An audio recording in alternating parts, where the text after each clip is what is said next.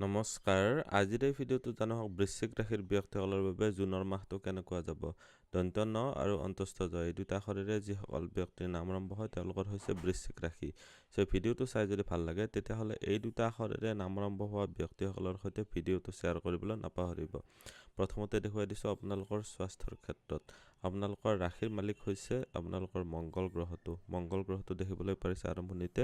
ৰোগৰ স্থানস্থ হৈ আছে 21 জুন তাৰিখলৈকে মংগল ৰোগৰ স্থানৰ মালিক হৈ ৰোগৰ স্থানতে আছে বেমাৰ হ'বও ভালো হ'ব আকৌ ভাল হ'ব তেনেকুৱা ধৰণৰ দেখা গৈছে মংগল 21 তাৰিখৰ পিছত ইয়াতে সপ্তমত আহিব সপ্তমত অহাটো অলপ বেছি বেয়া হ'ল আৰম্ভণি সময়ছোৱাত 21 জুনলৈকে ৰক্তচাপজনিত প্ৰব্লেম স্কিনৰ ইস্যু এইবিলাক ক্ষেত্ৰত সাৱধান হ'ব ৰক্ত সম্বন্ধীয় যিবিলাক প্ৰব্লেম হয় কাৰোবাৰ হিমোগ্লোবিন কমি গৈছে কাৰোবাৰ ব্লাড প্ৰেছাৰ বাঢ়িছে এইবিলাক ক্ষেত্ৰত খুবেই ধ্যান ৰাখিব আপোনালোকৰ ৰোগৰ স্থানত দৃষ্টি আহি আছে কেতুৰ গোটেইটো মাহৰ বাবে কেতুৰ দৃষ্টি আহি আছে বহু দিনলৈকে ইয়াতে দৃষ্টি আছে কিছুমান খাদ্য বস্তু আপোনালোকৰ হজম নহব পাৰে তাৰ প্ৰতি অলপ ধ্যান ৰাখিব কেতুৰ স্থিতি যেতিয়া আপোনালোকৰ ৰোগৰ স্থানত আহে তেতিয়া আপোনালোকৰ কাৰণে কিছুমান এনেকুৱা ৰোগ হয় যেনেকৈ ফৰ এক্সাম্পল এচিডিটি হৈছে গেষ্ট্ৰিক হৈছে স্কিনজনিত ইস্যু আহিছে কষ্টকৰ জ্বৰ হৈছে পেটৰ অসুখ হৈছে এইবিলাক ক্ষেত্ৰত খুব সাৱধান বৰ্তমান সময়ছোৱাত আপোনালোকৰ প্ৰব্লেম ক্ৰিয়েট কৰিব আপোনালোকৰ ইয়াতে দেখুৱাই দিম এতিয়া উপাৰ্জন ধন সঞ্চয় চৰকাৰী চাকৰি আৰু ব্যৱসায়ৰ ক্ষেত্ৰত কেনেকুৱা হ'ব উপাৰ্জনৰ ঘৰৰ মালিক হৈছে আপোনালোকৰ বুধ গ্ৰহটো আৰম্ভণিতে দেখিবলৈ পাৰিছে যে ইয়াতে অষ্টম ঘৰত আছে উপাৰ্জনৰ ক্ষেত্ৰত অধিক কষ্ট কৰিব লাগিব বুধ গ্ৰহটো 22 জুন তাৰিখে আপোনালোকৰ ইয়াতে আহিব বুধ যেতিয়া 22 জুন তাৰিখে আহিব তাৰ আগতে শুক্ৰ গ্ৰহটো আহিব 8 জুন তাৰিখে শুক্ৰ গ্ৰহটো আহি ভাগ্যস্থানত সোমাব সো মুঠতে চাবলৈ গ'লে আপোনালোকৰ আৰম্ভণি সময়ছোৱা অলপ কষ্টত বেছি দেখা গৈছে আপোনালোকৰ কাৰণে এইটো এটা প্ৰব্লেমেটিক স্থিতি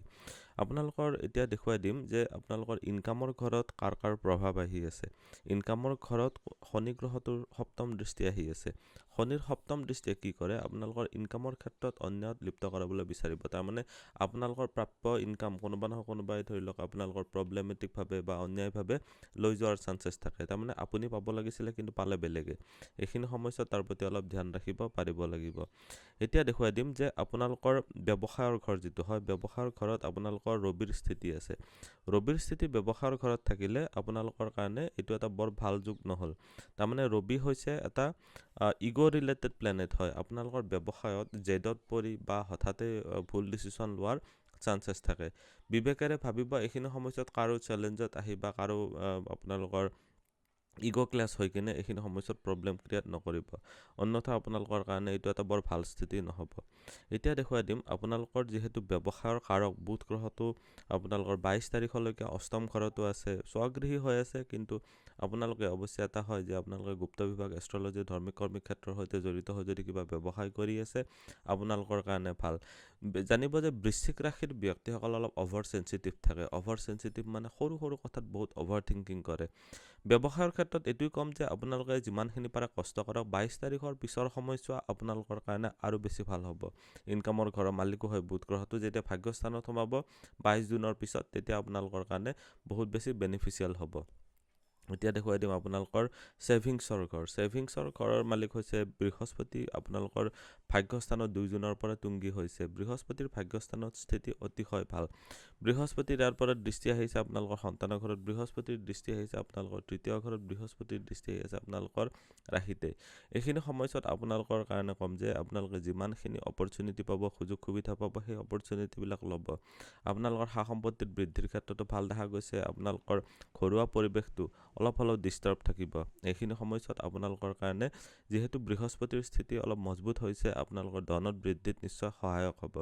বুদ্ধিৰ স্থানৰ মালিক হয় বৃহস্পতি গ্ৰহটো সো আপোনালোকে যিমানখিনি কষ্ট কৰিব যিমানখিনি মাথা লগাব কিমানখিনি আপোনালোকে সেভিংছত বৃদ্ধি কৰিব পাৰিব ইনকামত বৃদ্ধি কৰিব পাৰিব প্ৰপাৰ্টি মেইনটেইন কৰোতে অৱশ্যে অলপ এক্সট্ৰা মেহনত কৰিব লাগিব এতিয়া দেখুৱাই দিম আপোনালোকৰ ভাগ্য পিতা ধৰ্ম বা গুৰুজনৰ ক্ষেত্ৰত কেনেকুৱা হ'ব ভাগ্যস্থানত আপোনালোকে দেখিবলৈ পাৰিছে ভাগ্যৰ কাৰক ধৰ্মৰ কাৰক বৃহস্পতিৰ স্থিতি আছে আপোনালোকৰ কাৰণে বৃহস্পতি ইয়াতে এটা অতিশয় বেনিফিক প্লেনেট এইটো গুৰুজনৰ স্থান হয় আৰু গুৰুৰ কাৰকো বৃহস্পতি হয় বৰ্তমান সময়ত যিসকলে আপোনালোকৰ উচ্চ শিক্ষা লৈ আছে উচ্চ শিক্ষা কৰি আছে তেওঁলোকৰ কাৰণে খুবেই এক্সেলেন্ট স্থিতি বৃহস্পতি যেতিয়া আপোনালোকৰ জুনৰ মাহত 2 তাৰিখে ইয়াতে আপোনালোকৰ সোমাব তেতিয়াৰ পৰা আপোনালোকৰ এক বছৰৰ কাৰণে মাজতে 3 মাহৰ কাৰণে অৱশ্যে ডাউনগ্ৰেডেড হ'ব কিন্তু আকৌ আপোনালোকৰ বহুত ভাল ফলে লাভ কৰিবলৈ পাৰিব মই আকৌ কৈছো 2 জুনৰ পৰা গোটেইটো মাহে আপোনালোকৰ শিক্ষাগুৰুৰ পৰা ছাপোৰ্ট লাভ কৰিব পাৰিব। আপোনালোকৰ উচ্চ শিক্ষাৰ ক্ষেত্ৰত বহুতে ভাল ফল লাভ কৰিবলৈ পাৰিব। এতিয়া দেখুৱাই দিম আপোনালোকৰ যিহেতু কৰ্মস্থানত যিহেতু আপোনালোকৰ কেতুৰ স্থিতি আছে, যিসকলে এষ্ট্ৰলজি বা আপোনালোকৰ গুপ্ত বিভাগ ৰিলেটেড ক্ষেত্ৰত জড়িত হৈ কাম কৰি আছে তেওঁলোকৰ কাৰণে ক'ম যে আপোনালোকে এইখিনি সময়ছোৱাত আপোনালোকে বহুতেই বেনিফিটেড হ'ব পাৰিব। এতিয়া দেখুৱাই দিম আপোনালোকৰ যিহেতু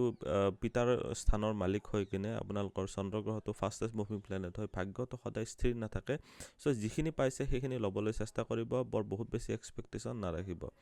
এতিয়া দেখুৱাই দিছোঁ প্ৰেম প্ৰসংগ বা বৈবাহিক জীৱনৰ ক্ষেত্ৰত লাভ ৰিলেশ্যনশ্বিপৰ ঘৰত দেখিবলৈ পাৰিছে শনিৰ স্থিতি। শনিৰ দৃষ্টি আহি আছে সপ্তম ঘৰত, শনিৰ দৃষ্টি আহি আছে আপোনালোকৰ ইনকামৰ ঘৰত, শনিৰ দৃষ্টি আহি আছে আপোনালোকৰ ধনস্থানত।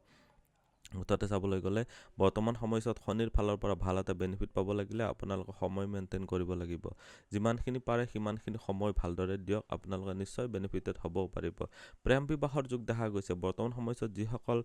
যিসকলে লাভ মেৰেজ কৰিম বুলি ভাবি আছে তেওঁলোকৰ কাৰণে ভাল দেখা গৈছে, কিন্তু ইয়াতে লাভ মেৰেজৰ ক্ষেত্ৰত অলপ সময়টো অলপ আগতীয়াকৈ ভাবিব লাগিব, অলপ বিবাহত বিলম্বৰ যুগো বনাই আছে।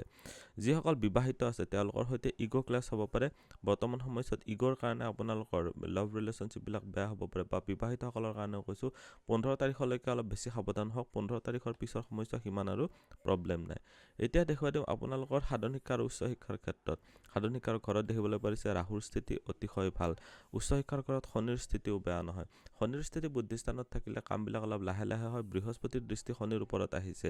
এইটো এটা ভাল স্থিতি হ'ল। আপোনালোকৰ জ্ঞান বুদ্ধিৰে নিজৰ কৰ্মস্থানৰ ক্ষেত্ৰতো ভাল হ'ল। যিসকলে প্ৰফেশ্যনেল এডুকেশ্যন লৈ আছে বা আপোনালোকে কিবা চাকৰি পাম বুলি পঢ়ি আছে তেওঁলোকৰ কাৰণেও ভাল হ'ল। ৰাহুৰ স্থিতি চতুৰ্থ ঘৰত থকাৰ কাৰণে মনত কিছুমান কনফিউজন থাকিব। কনফিউজন মানে কেনেকুৱা, এইখিনি সময়ছোৱাত কি কৰিম কি নকৰিম, মানে এটা ইয়াতেও ধৰিছোঁ তাতেও ধৰিছোঁ, দুটা তিনিটা একেলগে পেৰেলেলি কাম কৰিব বিচাৰিছোঁ, এইবিলাক ক্ষেত্ৰত বৰ এটা ভাল নহ'ল। কিন্তু আপোনালোকে যদি এটা জেগাতে যদি ফ'কাছ কৰি পঢ়িব পাৰে আপোনালোকে বহুত ভাল ৰিজাল্ট কৰিব পাৰিব।